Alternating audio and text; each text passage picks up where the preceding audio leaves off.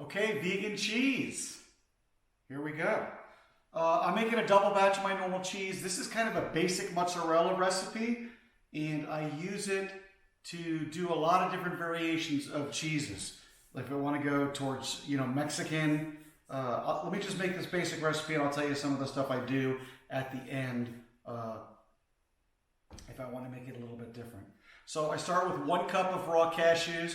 I've had them boiling for about 10 to 15 minutes at a high boil. I've strained them and I've thrown them in the Vitamix. Now I'm going to zero this out.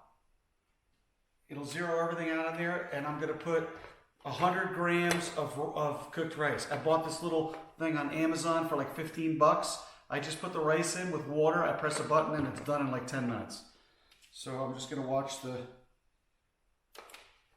weight here for 100 grams. 96. Okay, a little bit over. So we'll just hold on. Oops. We'll eat the leftovers. There, 100. And next is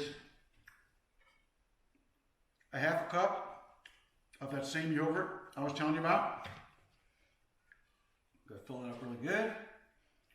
And I'm just gonna scrape out the rest.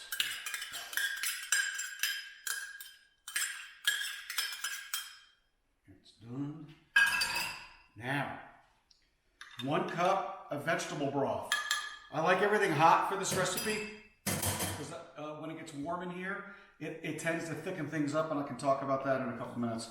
So here goes the vegetable broth. I like to use, you can use anything you want, bro. You can, get it out of the store, make it yourself. I used Better Than Bouillon. It's got a little bit of sugar, but it's okay because it's quick, it's convenient, and it tastes really good. One thing about going vegan and taking care of yourself, don't go crazy. I mean, you could be really strict and that's A-okay, but don't beat yourself up if you can't get the exact ingredient or, you're not following something to its C. I'm gonna put a half a lemon wedge in here for the acid. I'm gonna put about a tablespoon,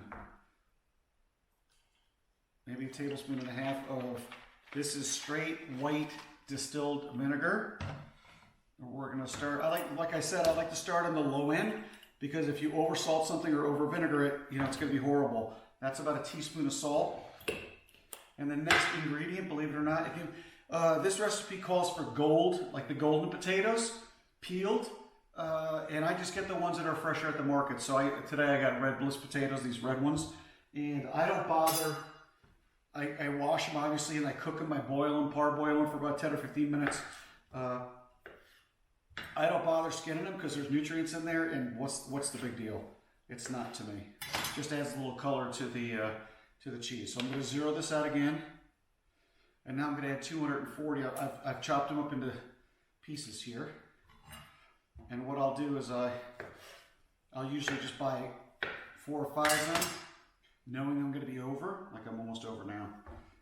Here we go. That's it. So I got a few potatoes left over for hash browns, or once this vegan cheese is done, I can make scalloped potatoes or anything like that. So, recap, we've got the potatoes, we've got the cashews, we've got the rice and the broth, the almond, yogurt, salt, vinegar, and lemon juice. I'm gonna cut this off so it doesn't blow your ears out, and I'll be back.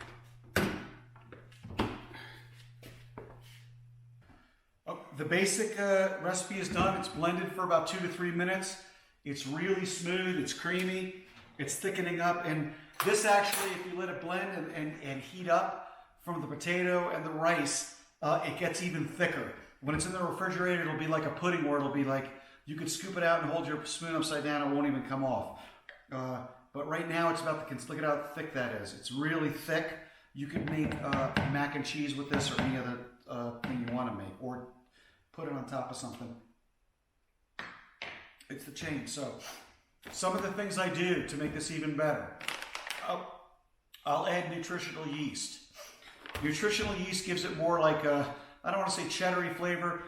This is a basic neutral flavor. What I'll do with this one is I might take some of this cheese and add smoked chipotles, or I might chop up jalapenos and mix them in there. That'll give a kind of a Mexican, you know, kind of a nacho cheese type of flavor. The other thing I do is I'll put, you know, a generous amount of the nutritional yeast in, and that gives it kind of a cheesy flavor. And I'll mix that with some macaroni or pasta, or you know, even the quinoa pasta or quinoa itself, and it makes a killer mac and cheese. This is tapioca flour. You're going to find some recipes online that just have strict vegan cheese that are just made from cashews. You'll probably need this. It's just an ingredient that it's a thickening agent, and as you blend it and the temperature rises, it gets really thick, even thicker than this. If you want to go even thicker where it's block, you're going to have to add carrageenan, which is kind of it has a very narrow temperature range to work with, a little bit harder to work with, and quite frankly, I've used it. It tastes a little gelatin-like to me, and it's not my favorite. So even when I'm making a pizza, I'll just heat some of this stuff up. I'll cook the pizza, and then just drizzle this over the top just before I serve it, or put it in the oven when I'm making it as well. One other thing I wanted to tell you that's that I've been doing for a while. You know, one of the things about being plant-based is convenience. You know, it's all great if someone's cooking for you or you're eating out. That's easy. But when you come home and you want to make something quick, it's great to have things that you can grab and just make. So 3 of the things that I have in my freezer all the time are basil, I have roasted garlic, and I have curry. I make my own curry paste. So what I'll do for the roasted garlic, I'll go to Costco and get like a big bag of this. I'll roast it in the oven. If you want to know how to do that, just let me know. I'll take all the cloves out of the insides when they're done. I'll stick them in the blender with a little bit of avocado oil just to get them pureed into a real mush. And then I'll put them in these freezer ice cube trays that I bought on Amazon. And you can see, like this one right here, that's the garlic. And when I need some garlic or roasted garlic, I just simply take it out, I stick it under this hose, I take one of those cubes out, and boom, I have garlic in a stir fry, an Italian dish, or whatever you want. One of my big staples is basil. This one, I buy the big bunches. I get bunches like this from Costco. I'll take them, I'll just put them in here with some olive oil or avocado oil, puree them and put them in here, and same, you can just pull it out. All these last like 3 to 4 months without any flavor change at all.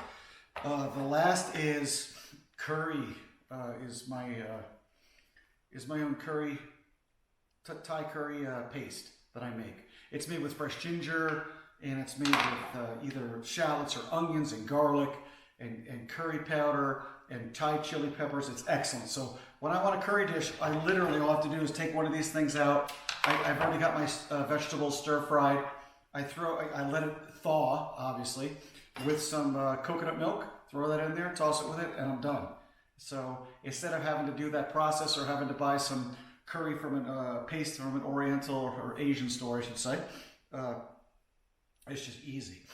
And one of the killer dishes is, you know, I'm sure you like pesto, or you may like pesto, is I'll take this cheese and I'll take 2 or 3 of these basil cubes, thaw them out, and I'll mix them with the cheese and put it over and mix it with pasta, or it's an incredible cheesy basil flavored dish. It's really delicious. And I'm trying to think of what else I might use it for, but that's it. So here's some tips. This cheese turned out awesome. I'm gonna make something with it tonight.